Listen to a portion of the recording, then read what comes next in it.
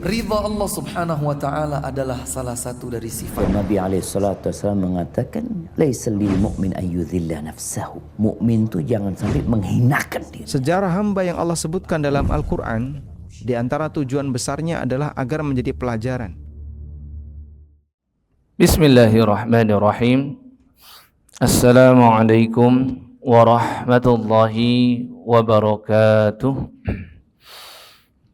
Alhamdulillah alladzi khalaqal arda was samawati al-'ula ar-rahmanu 'alal 'arsy istawa lahu ma fis samawati wa ma fil ardi wa ma bainahuma wa ma tahta thara.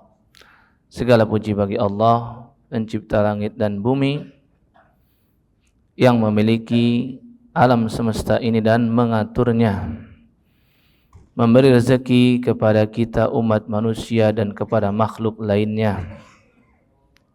Tiada perbuatan yang kita lakukan melainkan perbuatan tersebut berdasarkan izin dari Allah Subhanahu wa ta'ala.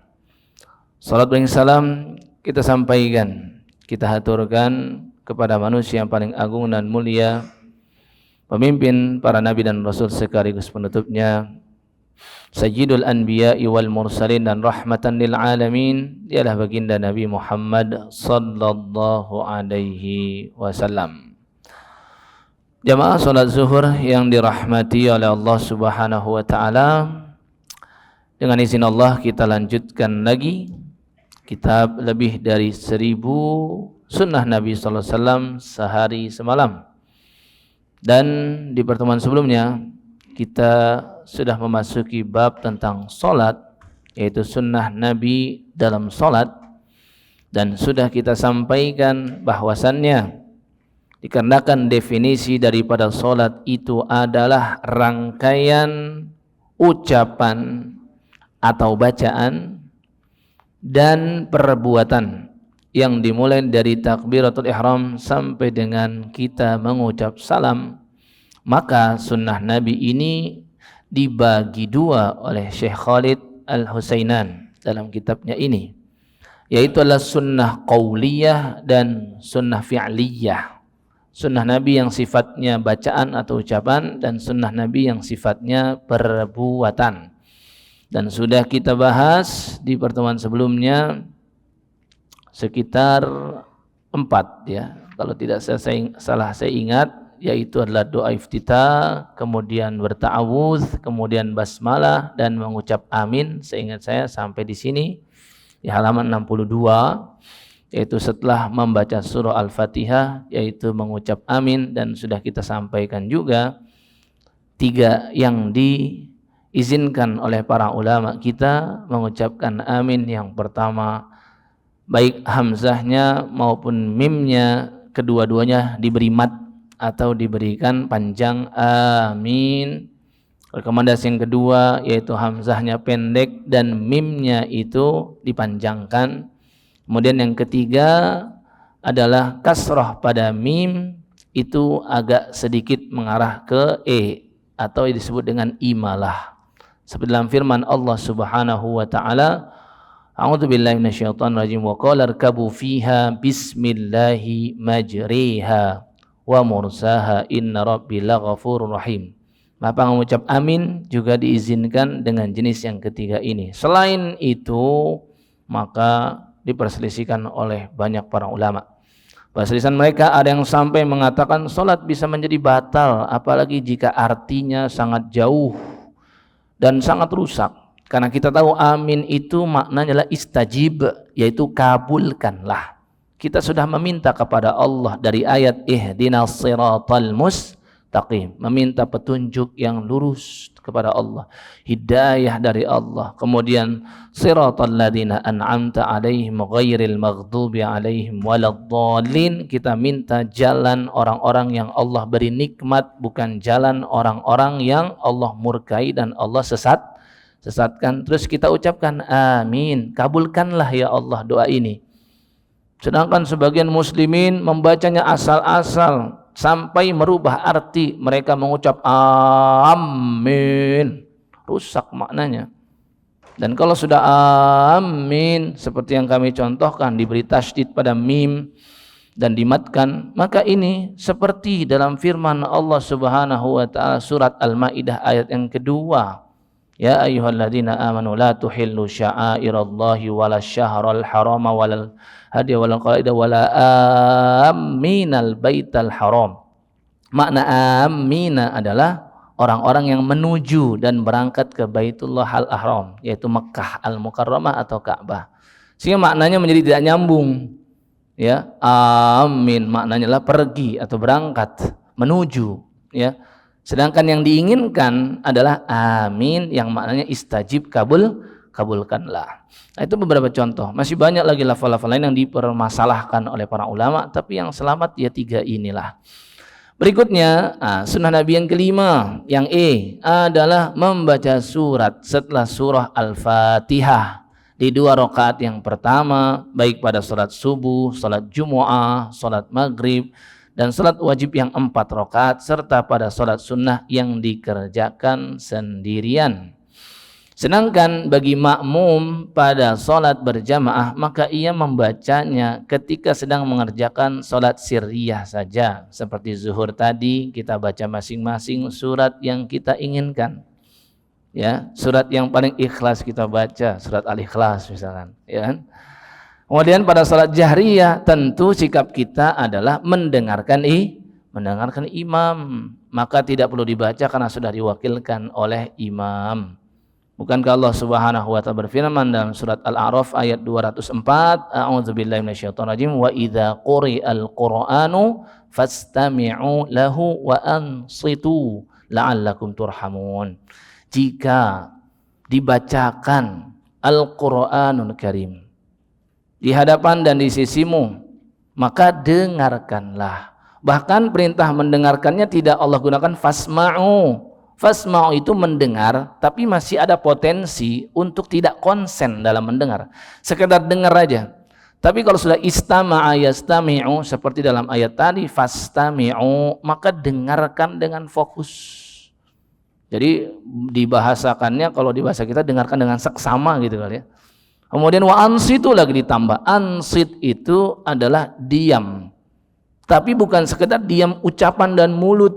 Kalau diam dan ucapan atau mulut itu dalam bahasa Arab uskut. Seperti uskutu gitu kan.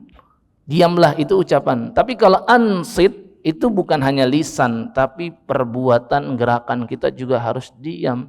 Benar-benar mendengarkan. Supaya apa? La'allakum turhamun, supaya kalian diberi rahmat oleh Allah Subhanahu wa taala, ya.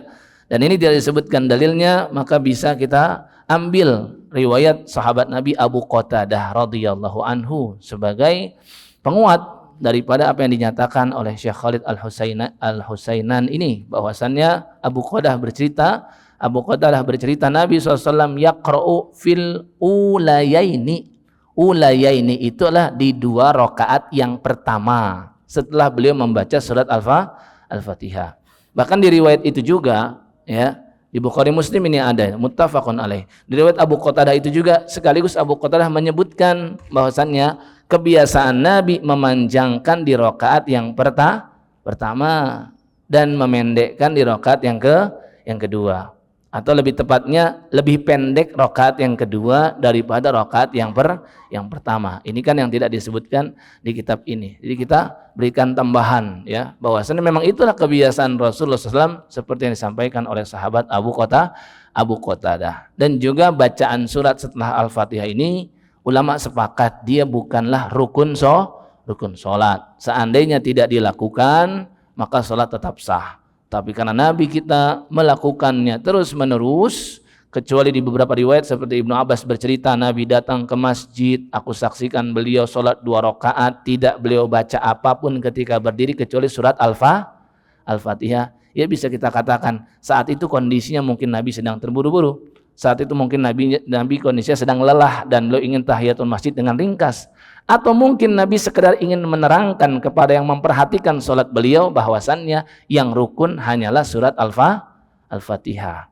Tapi kalau kita dalam kondisi lapang, dalam kondisi biasa, tidak sepatutnya meninggalkan surat setelah surat Al-Fatihah. Apalagi kan ada surat yang sangat pendek ya, Inna Atoina gitu kan. Apalagi surat favorit kita yang paling ikhlas, surat Al-Ikhlas gitu ya.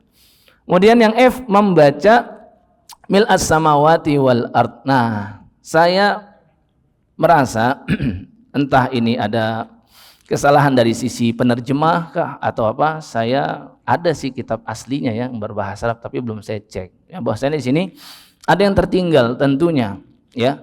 Walaupun di sini disebutkan mil as-samawati wal ard di bagian paling bawah halaman 63 itu kan dibaca ini setelah bangun dari ruku', yaitu setelah membaca Rabbana walakal hamdu. Pertanyaannya, mana di sini bagian sunnah Nabi yaitu membaca tasbih ketika ruku'? Karena kita tahu setelah membaca surat Al-Fatihah, kemudian surat yang lain, kemudian apa yang dilakukan oleh Nabi yaitu ruku'. Dan ruku' nggak disebutkan di sini karena memang dia bagian dari sunnah fi'liyah yang diakhirkan oleh penulis yang ada di halaman 66. Itu kan perbuatan Nabi yang sifatnya gerakan. Yang kita bahas di sini adalah ucapan atau bacaan. Tapi ketika ruku' kan tentu ada bacaan. Nah, di sini yang tertinggal dan tidak dituliskan ya. Wallahu alam apakah ini dari kesalahan penerjemah atau bagaimana. Yang jelas ada sunnah Nabi berikutnya yang sifatnya bacaan ketika sedang ruku' yang disebut dengan tasbih ruku'. Kenapa disebut dengan tasbih? Ya karena diawali dengan subhana di beberapa riwayat. Seperti riwayat sahabat Hudzaifah bin Al-Yaman, riwayat Uqbah bin Amir radhiyallahu taala anhuma. Keduanya bercerita ketika Nabi sallallahu alaihi wasallam diturunkan surat Al-A'la. Surat 87 Sabbihisma rabbikal a'la. Ayat yang pertama Nabi bersabda ij'aluha fi sujudikum. Jadikanlah bacaan ini dibaca ketika kalian sujud. Terus kata keduanya lagi, dan ketika Nabi turunkan fasabbih bismi rabbikal azim. Ada di surah Al-Haqqah ayat paling terakhir itu. Fasabbih bismi rabbikal azim. Ada juga di surat Al-Waqi'ah. Saya lupa ayatnya, tapi ada fasabbih bismi rabbikal azim. Kata kedua sahabat ini, Hudzaifah dan Uqbah, Nabi bersabda setelah itu, ij'aluha fi ruku'ikum. Jadikan ayat itu kalian baca ketika sedang ruku'. Nah, sedangkan bunyi ayatnya fasabbih, bertasbihlah bismi rabbikal azim, dengan nama Tuhanmu yang maha agung. Maka dari ayat ini kita buat yang sesuai dengan ayat ini, sebuah kalimat yaitu subhana rabbiyal azim. Subhana rabbiyal azim, ya. Ini yang enggak ada perselisihan di tengah ulama, riwayat ini Nabi baca. Dan ini menjadi ada sedikit perselisihan ketika ditemukan pada riwayat Imam Tirmidzi tambahan wa bihamdih dari dua sahabat ini juga. Jadi dua sahabat ini meriwayatkan tentang bacaan subhan rabbil azim. Tapi di dalam riwayat At-Tirmidzi ada tambahan wa bihamdih. Nah, sedangkan di riwayat yang lain tidak ada. Dan yang mengucapkan wa bihamdih ternyata ada tambahan yaitu riwayat Ibnu Mas'ud. Termaktub dalam Sunan Ad-Daraqutni, Ibnu Mas'ud berkata, minas sunnati, di antara yang dicontohkan oleh Nabi kita ketika sedang ruku adalah ucapan subhana rabbiyal azimi wa bihamdih. Hal ini akan menjadi perselisihan di tengah ulama. Ya, sebagian mereka mengatakan riwayat tambahan wa bihamdih itu tidak sabit dari Nabi SAW. Ya, sebagian mereka mengatakan itu sabit dari Nabi SAW. Ya, ala kulli hal, terlepas dari itu semua, kita harus tahu bacaan tasbih ini bukanlah rukun sholat yang tentunya ada fleksibilitas dari syariat. Bagi yang lebih senang dengan tambahan wa bihamdi, maka berita gembiranya Syekh Al-Albani dalam sifat sholat Nabi, beliau termasuk yang memasukkannya. Ya. Kemudian yang tidak mengerjakannya, ya sudah, tinggal repetisinya mungkin ditambah karena lebih ringkas kan. Subhan rabbiyal azim, subhan rabbiyal azim, subhan rabbiyal azim. Yang jelas wa bihamdihi itu secara makna pun juga sangat agung. Tidak hanya bertasbih mensucikan Allah, tapi bertahmid. Ya, karena maknanya subhan rabbiyal azimi wa bihamdi,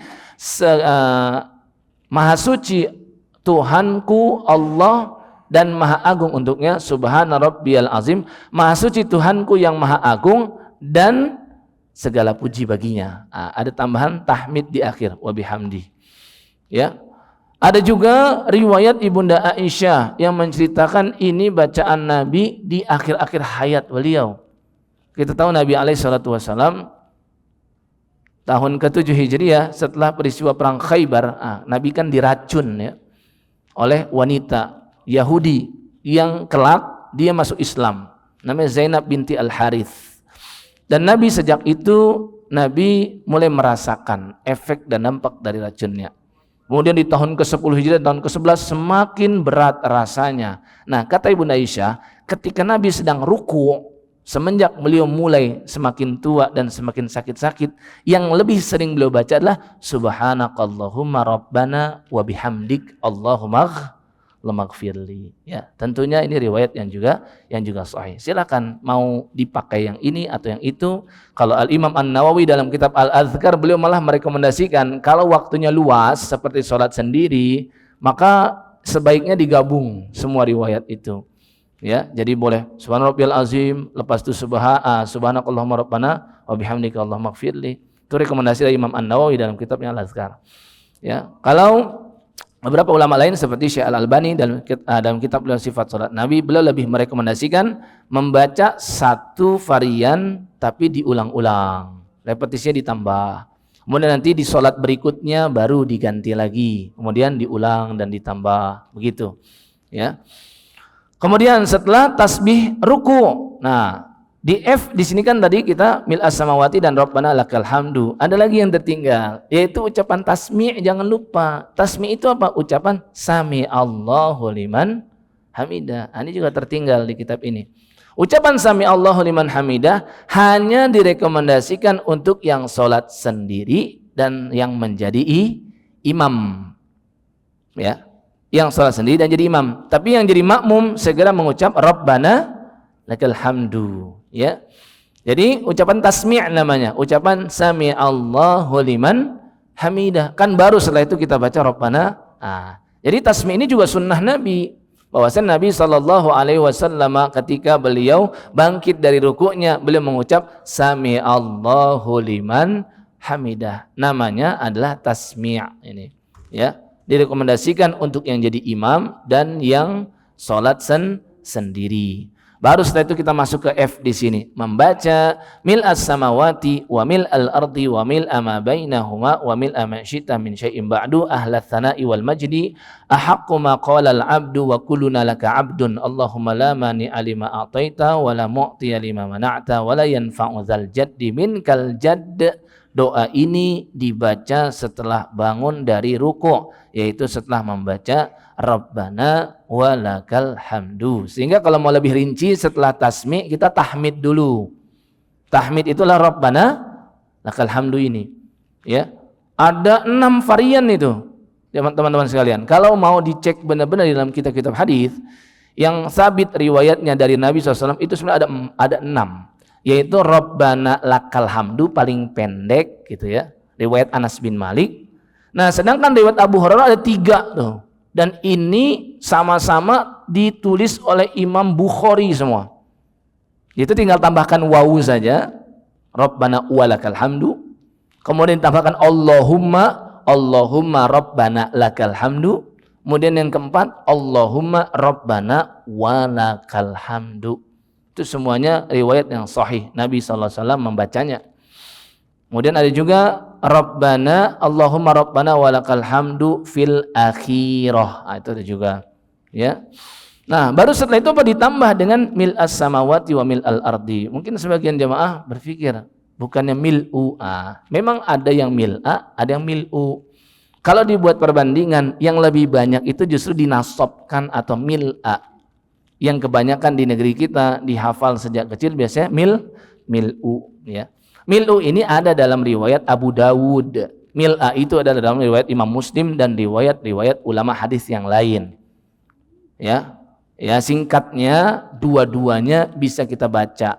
Tinggal bagaimana kita bersikap kalau dia dinasobkan dan bagaimana kalau dia dirofa'kan. Rofa'kan itu dijalankan dengan dhammah, mil'us samawati wal ard. Menurut ulama gramatikal bahasa Arab, pakar nahwu, kalau dijadikan mil'a maka diniatkan menjadi hal. Sehingga maknanya Rabbana walakal hamdu mil'as samawati wa mil'al ardi mali'an. Ya, hal itu dalam bahasa Arab. Tapi kalau mil'u maka dia adalah menjadi khobar untuk mubtada yang dihilangkan. Ya, ini masalah bahasa Arab ya. Tapi singkatnya saya ingin hanya menyampaikan bahwasannya yang selama ini membaca mil'u nggak ada masalah. Yang membaca mil'a juga nggak ada masalah ya. Kemudian berikutnya disunahkan membaca tasbih lebih dari satu kali ketika ruku dan sujud ya. Dan yang dimaksud dengan disunahkan di sini adalah juga hukumnya sunnah ya. Jadi bukan hanya disunnahkan artinya diberi contoh oleh Nabi kita, tapi juga sekaligus hukumnya sunnah untuk ditambah lebih dari satu kali ya. Kemudian disunnahkan untuk banyak membaca doa di bawah ini ketika duduk di antara dua sujud. Ya. Jadi langsung digabung ini masalah sujud, yaitu subhana rabbiyal azim dan subhana rabbiyal a'la, tidak disebut secara rinci jadi poin berikutnya di kitab ini. Ya, hanya saja kita ingin menyampaikan ketika tadi Nabi SAW diturunkan surat Al-A'la, Nabi bilang ij'aluha fi sujudikum. Jadikanlah ayat tersebut dibaca ketika sedang sujud. Dan masih banyak riwayat-riwayat yang lain tentang bacaan tasbih ketika sujud. Nah, setelah tasbih sujud, maka bacaan berikutnya adalah duduk antara dua sujud dengan berdoa atau dengan istighfar. Yang terbaik adalah semuanya dibaca. Doa iya, istighfar juga iya. Istighfar ada riwayatnya Nabi mengulang Rabbighfirli, Rabbighfirli, namanya istighfar. Makanya bacaan ketika duduk antara dua sujud boleh kita sebut dengan istighfar duduk antara dua sujud. Jangan bingung. Biasanya mungkin orang mengucap doa duduk antara dua sujud. Ya, kenapa boleh disebut istighfar? Karena ada riwayat Nabi cuman mengucap Rabbighfirli saja, diulang-ulang. Nah, sedangkan riwayat Ibnu Abbas, Nabi menambah dengan doa, yaitu doa minta rahmat, minta rezeki, meminta ditutupi celah dan kekurangan, atau ditutupi segala kekurangan dalam amal soleh, ya, sehingga bacaannya menjadi Rabbighfirli, warhamni, wajburni, warfa'ni, warzuqni, wahdini, wa'afini. Minta afiat juga dan minta hidayah. Ini sabit riwayatnya ada dalam riwayatnya sahabat Ibnu Abbas radhiyallahu taala anhuma. Jadi ini kita bisa pilih paket hemat Rabbighfirli saja, bisa pilih paket lengkap dengan doa-doa. Dilihat dengan kondisinya. Ya, apalagi kalau kita jadi makmum, tentunya dengan sikap kita menghafal dua varian ini membuat kita lebih mudah mengikuti imam. Barangkali imam yang saat itu kita sedang sholat di belakangnya, dia sholatnya agak cepat, ya udah kita pilih Rabbighfirli saja. Tidak perlu ngedumel di dalam hati, udah cepat betul nih imam gerakannya, saya belum lagi selesai bacanya. Kan kadang-kadang ada orang seperti itu. Padahal kalau dia benar-benar mengerti fikih, ya, benar-benar mengerti fikih, dia cukup ikuti imam aja dengan tempo yang agak cepat sepanjang tumakninah tidak hilang. Ya udah, itulah manfaat dan benefit yang didapat bagi yang hafal varian yang lebih pendek. Tapi kalau sholat sendiri, silakan sepanjang-panjangnya. Bahkan Rabbighfirli, warhamni, wajburni, warfa'ni dan seterusnya tadi itu mau kita ulang-ulang ketika sholat sendiri seperti sholat malam, itu sangat dipandang baik, ya, dibandingkan hanya singkat saja, karena sholat yang sendiri memang sangat dituntut untuk dilama-lamakan atau berlama-lama ria, ya. Nah, ini yang bisa kita sampaikan. Waktu sudah menunjukkan perlu kita hentikan. Kita sudah berhenti di bagian H. Maka berikutnya dengan izin Allah kita lanjutkan ke bagian I sampai dengan bab ini selesai. Masuk kita ke sunnah Nabi berupa perbuatan. Semoga Allah Azza wa Jalla istiqomahkan kita untuk taklim seperti ini. Dan semoga Allah mudahkan kita untuk mengamalkan apa yang sudah kita dapatkan berupa ilmu. Amin ya rabbal alamin. Mari kita akhiran tutup dengan melafalkan subhanakallahumma bihamdika asyhadu an la ilaha illa anta astaghfiruka wa atubu ilaik. Wassalamualaikum warahmatullahi wabarakatuh.